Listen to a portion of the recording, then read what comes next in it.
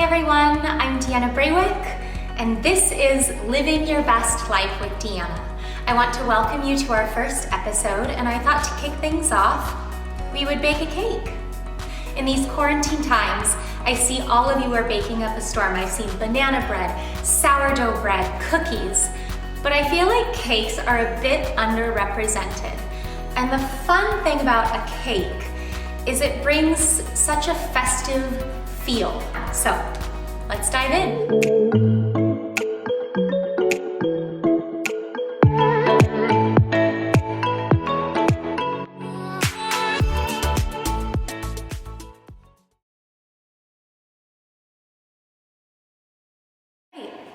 Let's get baking. So first, you are going to mix your dry ingredients. Let's see, I'm gonna use this big bowl.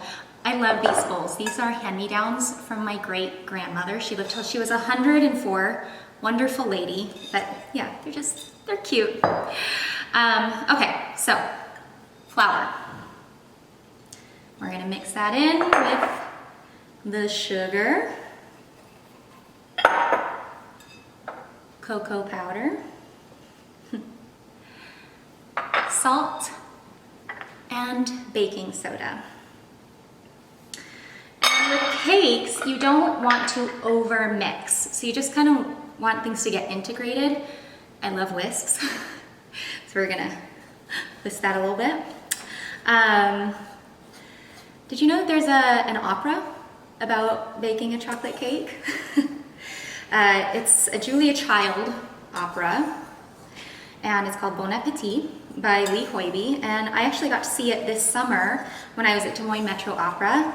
It was completely delightful. It's just 20 minutes of chocolate cake goodness, what I'm trying to sort of replicate here.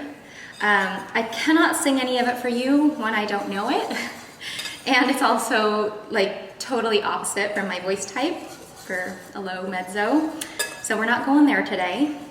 But it was really lovely, and it was cool because Joyce Castle, she was singing it, and I actually did my first opera ever with Joyce Castle. I was at Manus, and we were doing dialogues with the Carmelites, and so they brought in Joyce Castle as the mother abbess.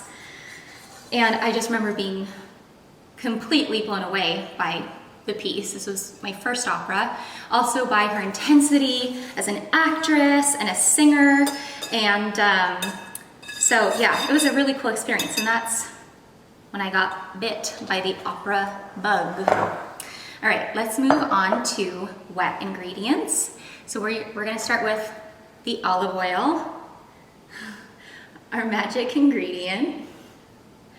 My dog Fritz is around here. I'm sure he will make an appearance soon enough, or make his presence known with some barking. He's very vocal. I say he's a Rossini tenor.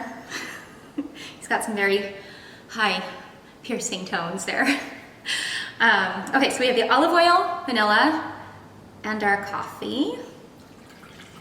Yes! It has such an interesting smell. You'll enjoy this. With the coffee and the olive oil and the vanilla, it's unique, it's satisfying. So I'm just gonna whisk that up a little bit. And what you're gonna wanna do in your dry ingredients, we're gonna make a little well. And here we go with the wet ingredients.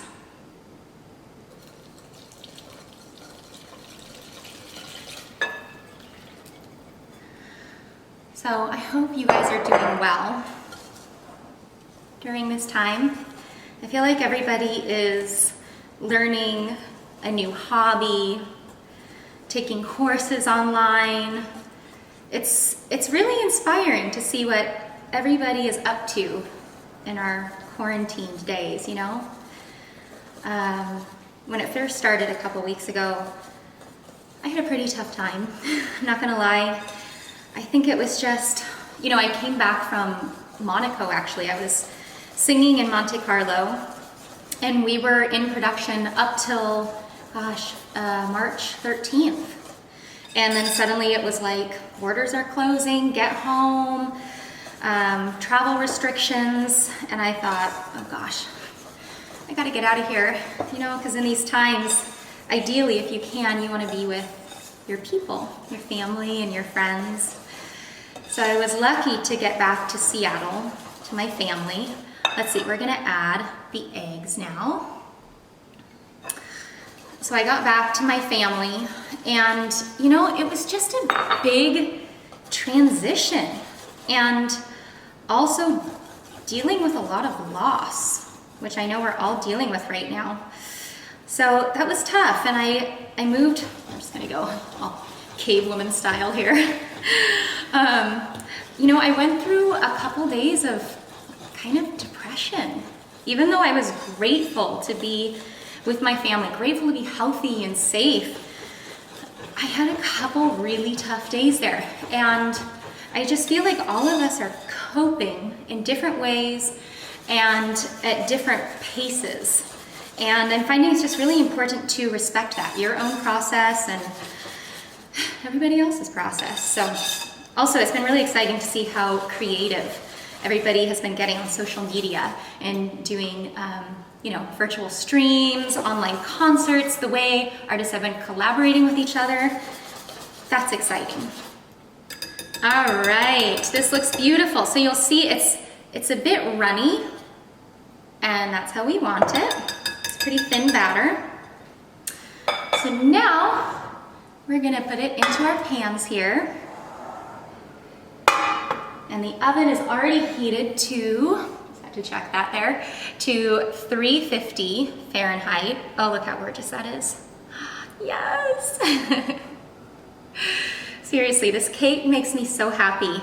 It also makes me happy because it tastes marvelous. Let's see, tastes marvelous.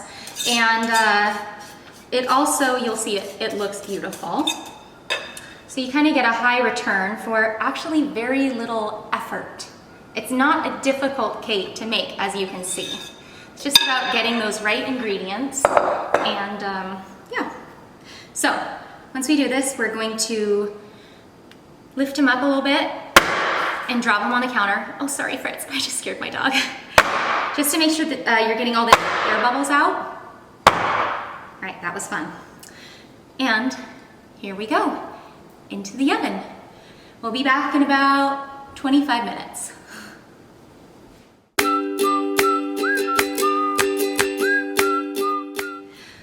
All right, we are back. The cakes are cooled. We have our whipped cream, and I cut up one strawberry for a little topping.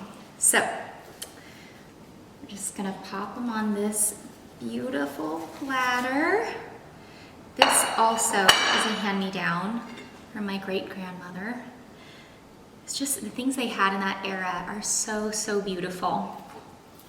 All right, just a minute. So let's put some whipping cream on in the middle. Whipping cream, and I have a very strange relationship on stage, of all places.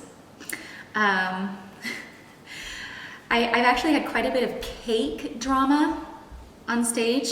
One instance in particular when I was in Zurich. Let's see. Yeah, that's like a good amount there. So we're just gonna spread that around a bit. When I was in Zurich, I was doing this production of The Enchanted Pig by Jonathan Dove, and I was playing the role of Adelaide, who's a total bridezilla character. She's the villain of the piece. Her and her mother, who's a witch, so, you know, she's working through some childhood trauma throughout the course of the opera. And so at the end of the opera, my character gets a cake in the face, which is very satisfying for the audience, a little complicated for me. And so I'm on stage in a huge wedding dress, and I get the cake in my face, and at that time we were trying to figure out, I got some chocolate on my hands. We were trying to figure out if we were gonna do whipping cream or shaving cream. So we were trying whipping cream that time. So I get this huge like blob of whipped cream in my face. I can't see. The oil's like getting into my eyes, so I'm completely blinded. And then it hits the stage, which is raked, and basically turns it into like a sheet of ice. So I'm in this wedding dress. I'm on like a slip and slide stage, screaming at the top of my lungs. The orchestra's still playing, people are singing, and I am just like sliding down the stage. And I was so terrified because at this point I had to get onto a trap door that would then be lowered for my exit. So I was really afraid of like not being on it correctly and maybe slipping through and falling down the drop. So I finally get on the trap door, and so yeah, you're just gonna spread this around like so, however you want. I get on the trap door, I'm like clinging onto my colleague, we're going down, and I'm wearing this huge wedding dress where the skirt stays basically hooked up on stage.